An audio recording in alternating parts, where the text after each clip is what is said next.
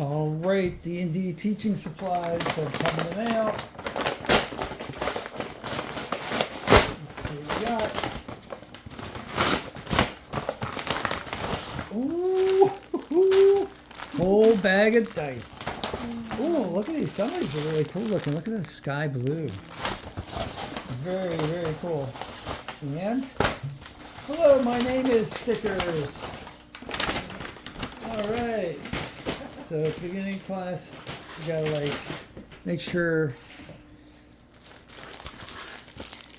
I gotta remember the kids' names, so we'll have them fill out their little things. They can put their character name on here too, and then I'll do a whole unboxing video on this itself. But like this was like $20 some. I think this was $22. I'll put the link in the description box. This was, how many did you get? 450, I think. 400 of these. So cool.